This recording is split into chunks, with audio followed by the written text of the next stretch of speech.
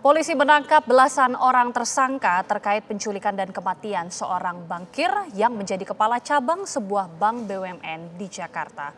Para tersangka tersebut terbagi dalam 4 klaster berdasarkan perannya, mulai dari otak pelaku kejahatan hingga tim eksekutor. Saksikan selengkapnya dalam segmen Benang Merah.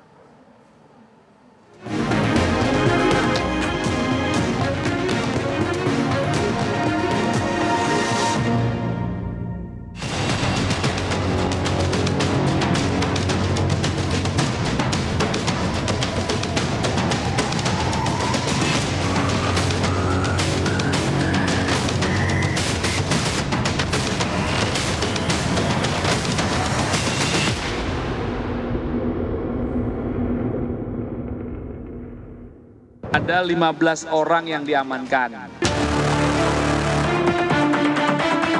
Ini udah tertelungkup, kepalanya dilakban, tangannya diikat tali rapiak. Kita juga bisa lihat ya pemirsa, di sini ada tulisan Klan Hartono. Dia sempat untuk lakban tangannya, diduga sebagai otak adalah nasabah. Tapi ada aktor lain penyandang dana yang bisa mengendalikan klaster-klaster tersebut untuk dapat melakukan tindakan kekerasan kepada diri korban. Dan untuk suruh diam, itu dimungkinkan. Direktorat Reserse Kriminal Umum Polda Metro Jaya telah menangkap sebanyak 15 orang terkait kasus penculikan yang berujung pada pembunuhan Kepala Cabang BRI Cempaka Putih, Muhammad Ilham Pradipta. Dari total 15 orang yang diamankan, salah satunya adalah tersangka Dwi Hartono.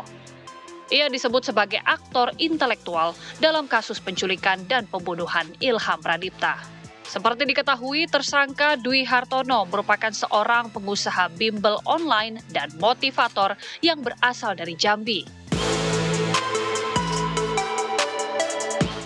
Sementara itu ada fakta baru kembali terungkap dalam kasus penculikan dan pembunuhan Ilham Pradipta.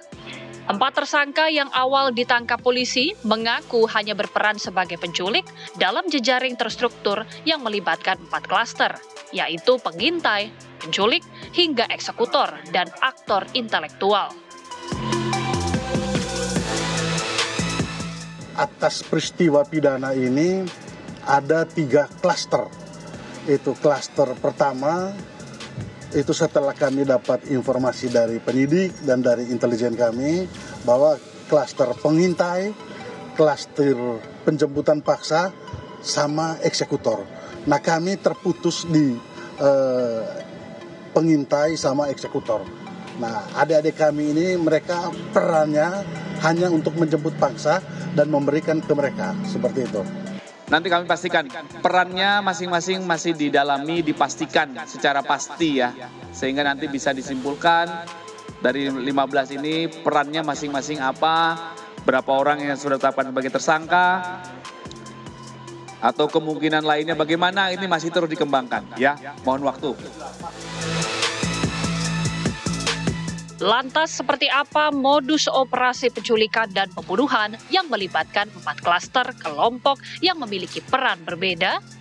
Benarkah dengan adanya 4 klaster sebagai siasat dari aktor intelektual agar kasus penculikan dan pembunuhan kepala cabang bank BUMN sulit dilacak polisi? Dari 15 tersangka tersebut, kami membagikan menjadi 4 kategori clustering atau 4 kategori atau 4 klaster.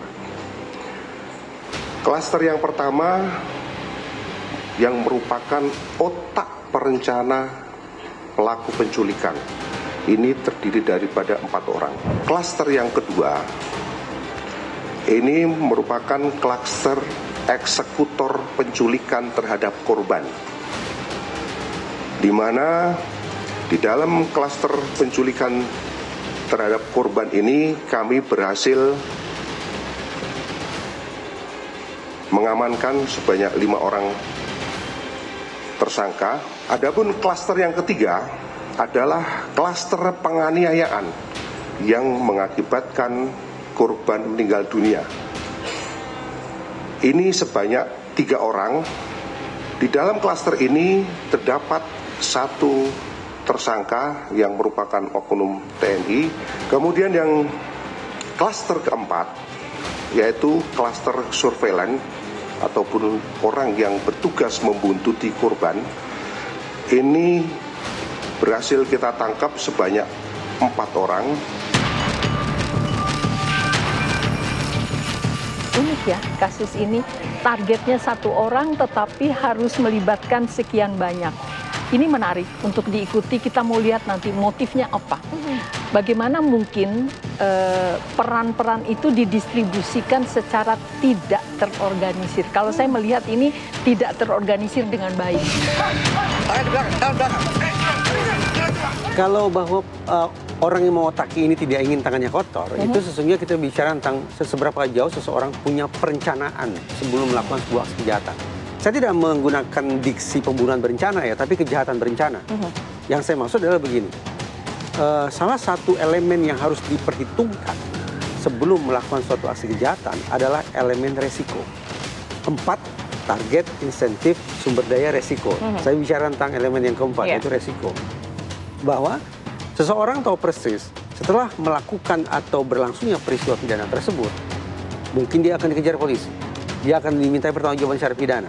Nah, sebelum aksi kejahatan dilancarkan, dia harus mempertimbangkan sekian banyak hal yang harus dia lakukan guna mengeliminasi resiko-resiko tersebut. Misalnya apa? Ya itu tadi, alih-alih menggunakan tangan saya sendiri, tapi saya justru menggunakan tangan orang lain untuk membuat panjangnya mata rantai kejahatan ini, dengan harapan kepolisian sulit untuk sampai ke titik hulu untuk mendapati siapa sesungguhnya orang yang sudah mengotaki. Makin banyak orang yang terlibat, maka makin gampang terungkap ya. Nah, jadi bukan makin tidak saling kenal, kemudian seolah-olah ini putus, tidak. Ini justru rawan. Jadi nampaknya mereka cerdas, sebenarnya mereka kurang cerdas gitu. Adapun motif daripada para pelaku melakukan perbuatannya yaitu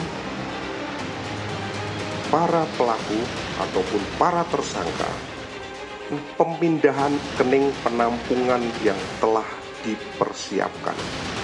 Saudara C alias K memiliki rencana untuk memindahkan uang dari rekening dorman tersebut ke rekening penampungan yang telah dipersiapkan. Menariknya kenapa? Karena profesi kita lihat. Nah, ini memunculkan aneka dugaan.